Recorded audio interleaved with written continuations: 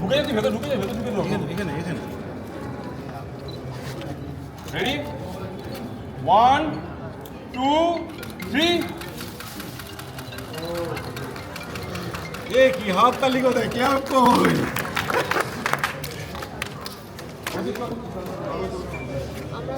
আজকে এই যে হ্যাঁ আমরা নিউজ আসবো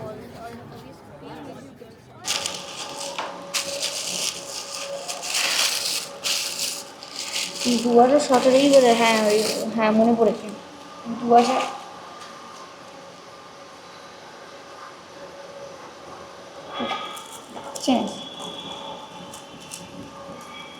হ্যাঁ 2018 সে একটা ফান্ড শুরু ছিল না, কঙ্কাল মুখ খোলা, হ্যাঁ সে লাল সাদা হলুদ সবুজ আমার একটা কালারফুল, তার মধ্যে কঙ্কাল আঁকা কালো দিয়ে, ঠিক আছে, কঙ্কাল ফানি ফেস সব আঁকা, বুঝলি তো, সেটা ফান্ড শুরু ছিল মনে আছে, সেটা কালী পুজোর দুদিন পরে দেখো। ফানুস কলকাতায় এসছে মোটামুটি 1850-1860 এই সালে কলকাতায় ফানুসটা এসছে। মূলত ইউরোপিয়ানদের, ইংরেজ বণিক বা পর্তুগিজ ওদের হাত ধরেই এসছে এটা। তা এটা এসছিল বেসিক্যালি মনোরঞ্জনের জন্যে আচ্ছা এসছিল। তারপরে এই যে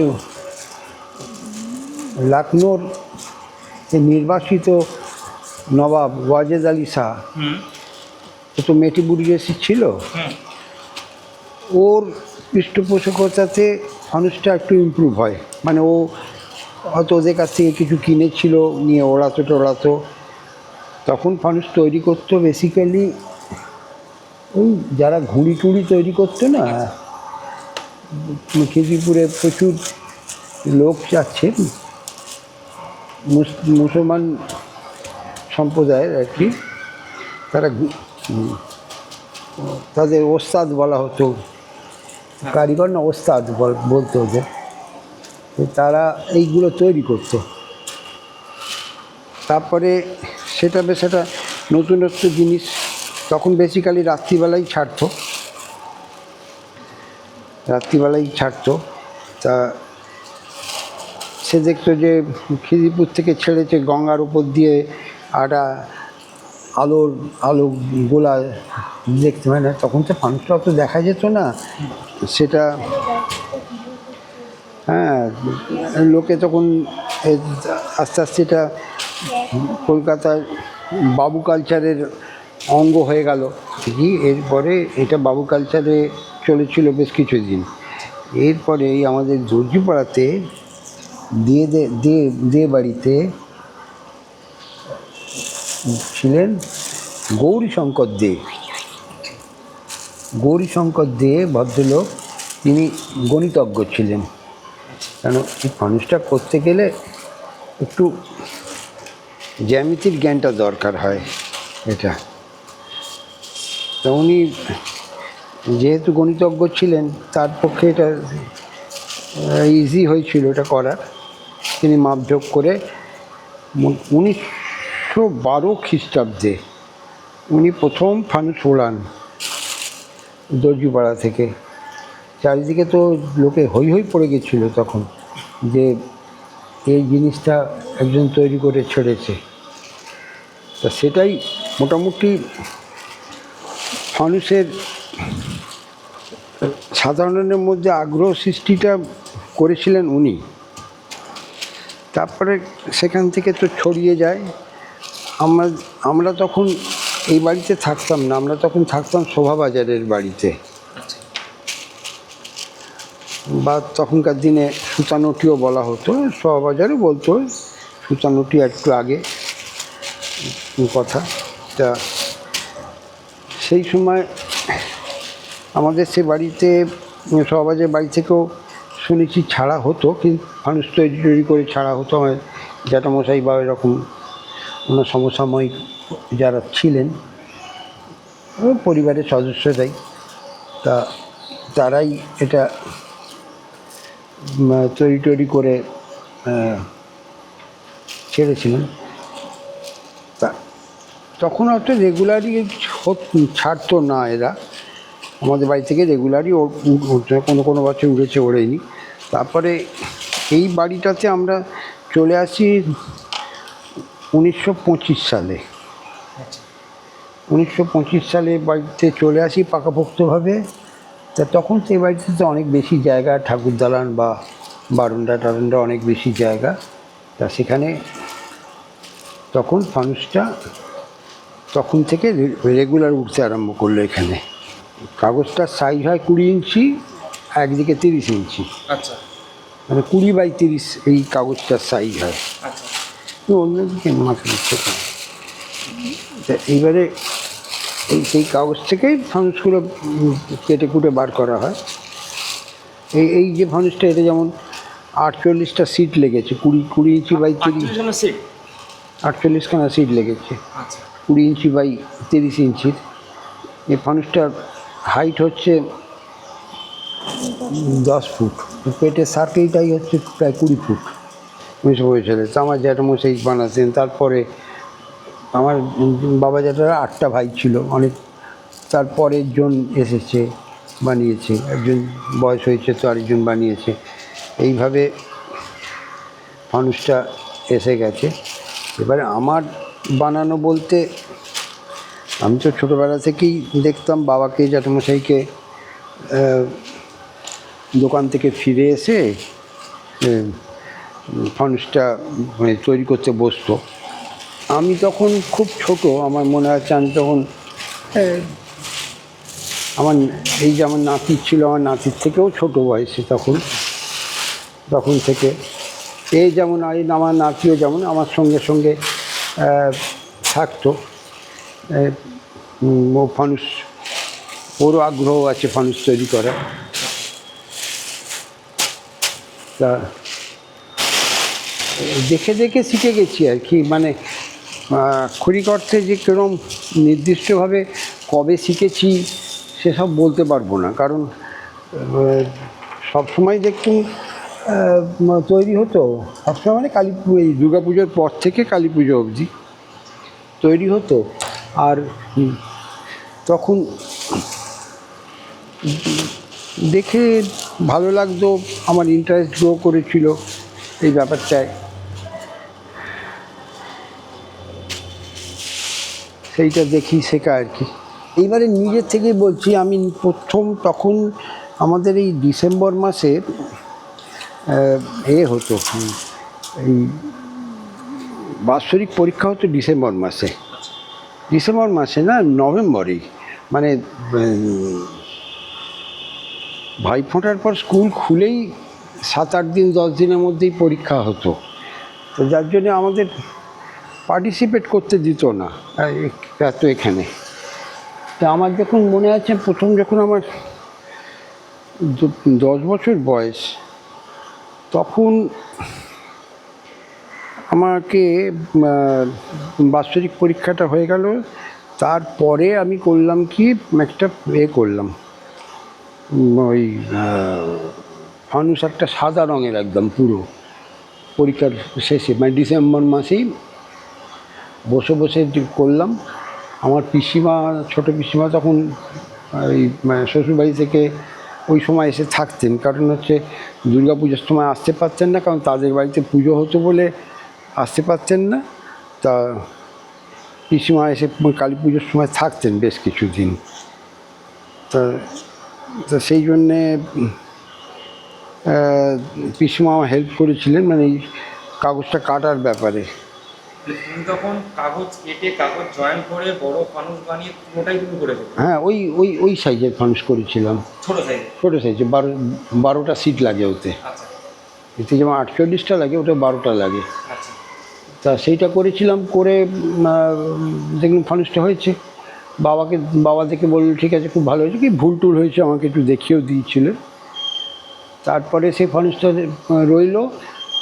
আর আগামী কালী পুজোয়, তার মানে ওটা তার 62 সালের কথা আমি বলছি, তৈরি করেছিলাম। 63 সালের কালী পুজোতে ওই ফানুসটা ছাড়া হয়েছিল। তো আমার কাছে তো একটা বিরাট অ্যাচিভমেন্ট, যে ফানুসটা আমার তৈরি ফানুস আকাশে উড়লো এখানে। তো সেই আমার মানে তৈরি করার মানে সূত্রপাত, মানে নিজে হাতে করা একটা কনফিডেন্স এলো খুব, যে আমি পারি জিনিসটা করতে। আগেই যে বাবা জ্যাঠামশাই করতেন, আমরা করতাম কি, এই আটা লেগে গেল, আটার কাপড় দিয়ে মুড়ে দিলাম, পেপার ওয়েটটা এগিয়ে দিলাম এরকম, বা জোড়া হলে কাগজটা তুলে সরিয়ে দিলাম, এরম ছিল। তা সেটা যখন এতে হলো, মানে আলটিমেটলি আমি করতে পারলাম, তখন তো একটা নিজের ওপর কনফিডেন্স এসে গেল যে আমি পারবো। যাই হোক, সেই সূত্রপাত সেইটাই চলছে এখনো। পুরনো কলকাতার স্মৃতি বলতে আজকে আমরা অনেক কিছু হারিয়ে ফেলেছি।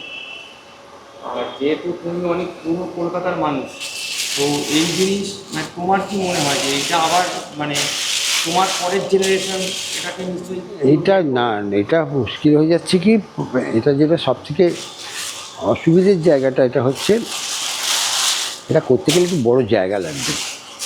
এটা করতে গেলে এটা ফানুসটা 10 ফুট লম্বা, এখন বাড়িগুলো ভেঙে ভেঙে সব ফ্ল্যাট বাড়ি হয়ে যাচ্ছে, সেখানে 10 ফুট একটা ওপেন জায়গা পাওয়া মুশকিল। হ্যাঁ, মানে ফ্ল্যাটগুলো তো আস্তে আস্তে রান্নাঘর উঠে গেছে, এখন বসার ঘর আর রান্নাঘর একসঙ্গে, নতুন কনসেপ্ট এসছে ওপেন কিচেন। তা সেখানে কি করে হবে সব জিনিস করতে গেলে, এত জায়গা কোথায় পাবে? তারপর এটা হচ্ছে প্রচুর সময় লাগে, এটা এতটা সময় আজকের দিনে মানুষের দিতে পারছে না, এতটা সময় দিতে পারছে না। এই ফানুসটা এই আঁকা টাকাগুলো ছেড়ে এমনি যদি না আঁকা, যে এমনি কাগজে করি, তাহলে এটা মোটামুটি 3 দিনের মতন লাগবে। 3 দিন লাগবে করতে। এবার শুধু ফানুস করা না, এবার ওই নিচে যে ওই অনেকগুলো এর কাজ আছে এখানে। ফানুসটা শুধু এই ফানুসটা করা তো নয়, এর সঙ্গে অনেকগুলো পার্ট আছে। এটা তো একটা পার্ট, এটা এর পরেও আবার মুখে তার বাঁধা আছে। তার আগে ফানুসটা করার পর মাথাটা গর্ত বেরোয়, সেই গর্ততে একটা চাপা দেওয়া আছে ওখানে, সেই চাপাটা দিতে হয়েছে। তারপরে এই যে বেডটা লাগাচ্ছি, এইটা মুখটাকে ওপেন রাখার জন্যে। এইটা তোমার বলতে গেলে একদম নিজে নিজেই তোমার দেখে দেখে শেখা। হ্যাঁ, দেখেছো, ওরা আনুষ্ঠানিকভাবে শেখা নেই। আর এটা এমন একটা জিনিস, এটাকে দেখে দেখে একটু কেউ দেখিয়ে দিলে ভালো টেকনিক্যালি এখানে, যেটা আমার এই যে নাতিকে আমি যেমন দেখিয়ে দিয়েছি ওইগুলো, ওই জন্য অনেক ফাইন করতে পেরেছে। তারপরে এই করতে করতে নিজের কিছু জিনিস আমি অ্যাডাপ্ট করেছি, যেমন হচ্ছে তুলির ব্যবহার। তারপরে আগে ময়দার আটা ব্যবহার করতাম, এখন আর ময়দার আটা ব্যবহার করি না, এখন সেখানে চলে এসেছি ওই সিনথেটিক, মানে সোজা কথায় যা আমরা ফেভিকলে চলে এসেছি। এখানে একটু মানে করতে করতে নিজে অ্যাডাপ্ট করেছি, করে মনে হয়েছে যে এটা করলে ভালো হয়, তা সেটা করেছি, যেটা ভালো হয়েছে সেটা করেছি।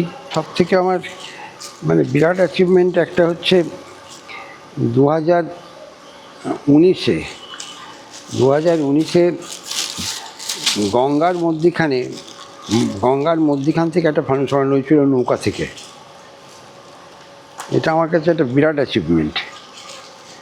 এটা এই সাইজই ছিল, কিন্তু কোনো একদম ল্যান্ড থেকে ছাড়া আর গঙ্গার মধ্যিখানে নৌকা থেকে ছাড়া, দুটোর মধ্যে অনেক তফাৎ। হ্যাঁ, কারণ নৌকাতে ভেতর দিয়ে ছাড়ার অনেক রিস্ক থেকে যায়, এটাতে বিশাল রিস্ক থেকে যাবে, এটা আগুনের ব্যাপার আছে না, আগুনের ব্যাপার আছে। গঙ্গার ওপর এর একটা হাওয়ার একটা সমস্যা আছে। আরেকটা ফানুস ছাড়া হয়েছিল, সেটা হচ্ছে অ্যাকচুয়ালি সেটা 22-এর কালী পুজোর দিন ছাড়ার কথা ছিল, কিন্তু সেখানে ওয়েদারের জন্য আমরা ছাড়িনি। সেটা আমি আমার এই অঞ্জন পাত্র করে দিই। সেটা 24 ফুট হাইট ছিল ফানুসটা, আর তার গায়ে পেন্টিং ছিল। সেটা হচ্ছে কোভিডেতে আমাদের মানুষের অবস্থা কী হয়েছিল, সাধারণ মানুষের 24 ফুট হাইট ছিল সেটা। কোভিডেতে আমাদের কী অবস্থা সেইটা পেন্টিং ছিল, তা সেটা তখন ছাড়া যায়নি, সেটা 23 এপ্রিল মাসে ছাড়া হয়েছিল ওটা।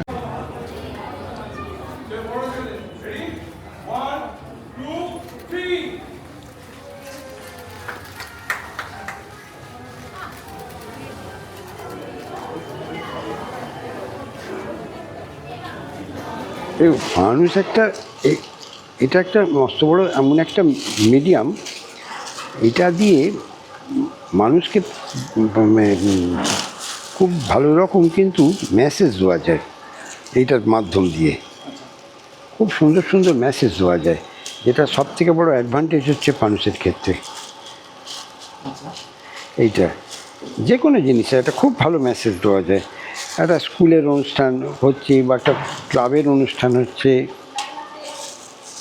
কিছু মেসেজ দিতে যে দেওয়ার জন্যে খুব মানে মিডিয়ামটা খুব ভালো এটা। এই ফানুসের পেইন্টিংগুলো তো খুব মানে হ্যাঁ, এই পেন্টিংটা আগে পেন্টিং করতাম না, এটা পেন্টিংটা আমি পরে ইন্ট্রোডিউস করেছি এই পেন্টিংয়ের ব্যাপারটা। কারণ হচ্ছে এই পেন্টিং দিয়ে অনেক জিনিস খুব ভালোভাবে তুলে ধরা যায়। যেমন এই বছর আমার এই 1925 সাল থেকে আর এই 2024 এই 100 বছর, এই বছর আমার বাড়ি থেকে ফানুস উঠছে 100তম বছরে। আরে বাবা, এইটা 100তম বছরে এবারে এই ফানুসটা উঠছে এখানে, যার জন্যে এবারে আমি এই পেন্টিং ছাড়া বাকি কিছু কিছু করেছি। যেমন হচ্ছে সত্যজিৎ রায়ের ওপর যে করেছি, সত্যজিৎ রায়ের সিনেমার 12টা সিনেমার যে পোস্টার আছে, সেই পোস্টারগুলো একদম ডিটো আমার এক বন্ধু এঁকে দিয়েছে, অতনু দাস, সে এঁকে দিয়েছে, পোস্টারগুলো এঁকে দিয়েছে। 12টা সিনেমার 12টা পোস্টার মানুষে করা আছে সত্যজিৎ রায়ের ওপর। তারপরে যেমন উপেন্দ্র কিশোর রায়চৌধুরী, হ্যাঁ, ওই তার যে বইগুলো আছে তার থেকে ক্যারেক্টারগুলো তুলে নেওয়া আছে, সুকুমার রায়ের ক্যারেক্টার থেকে তোলা আছে।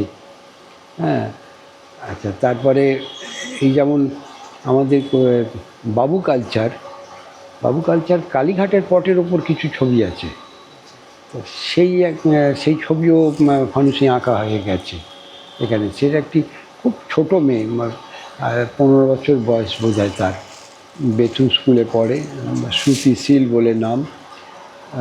খুব প্রতিভাময়ী মেয়েটি, মানে এখন খুব ছোট মেয়ে কিন্তু হাতের কাজ অসাধারণ।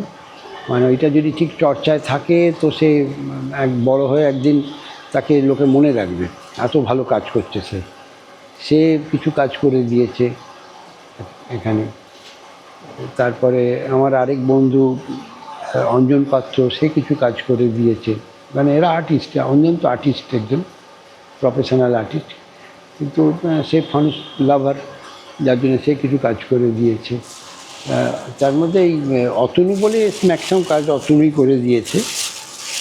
দুর্গা পুজোর সময় এটার জন্য আলপনাটা দেওয়া থাকে না, এখানে তো আমার দুর্গা পুজো হয়, এখানে ওই কাঠামো রয়ে গেছে, তা সেই তখন আলপনাটা দেওয়া থাকে। তারপরে ওখানে ঠাকুরকে বরণ করার জন্য আলপনা লাগে, সেটা ওইটা দিয়ে হয়ে যায়।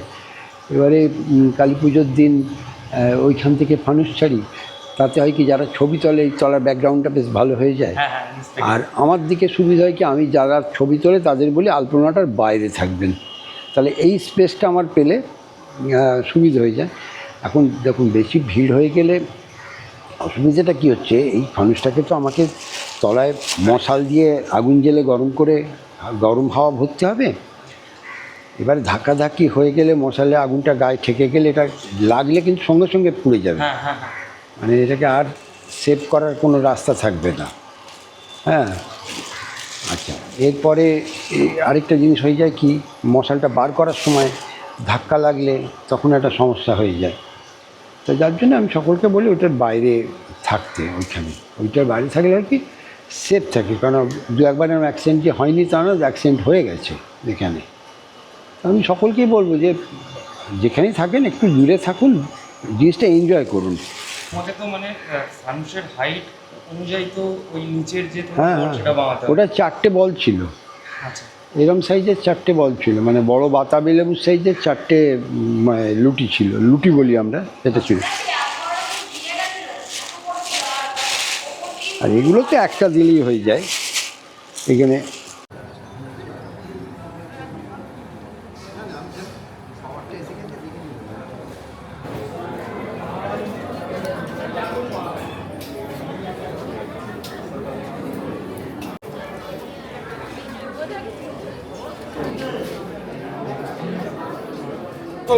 ছাড়ার আগে বলবেন।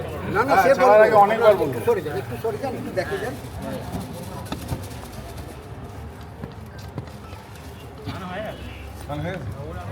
এবার চলো না, তুমি যাও, তুমি যাও বলছি, চলো চলো চলো চলো।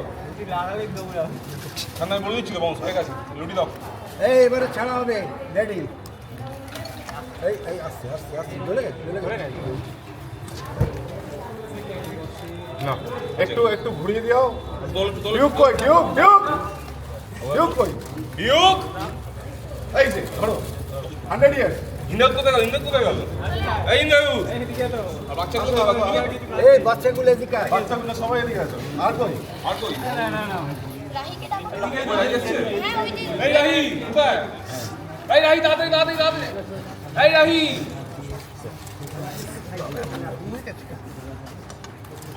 ঠিক আছে, দাদা ও ধরবে কি দেখ, ওকে বাচ্চাকে দেখ, ধরবে তুমি, ধর না, ধরবে মানুষ। ক্যামেরাটা রাখো তো, মোবাইলটা রাখো তাহলে পকেটে।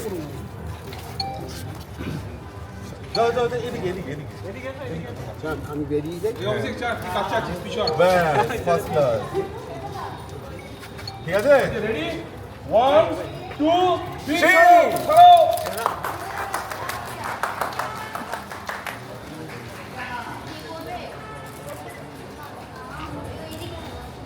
হ্যাঁ,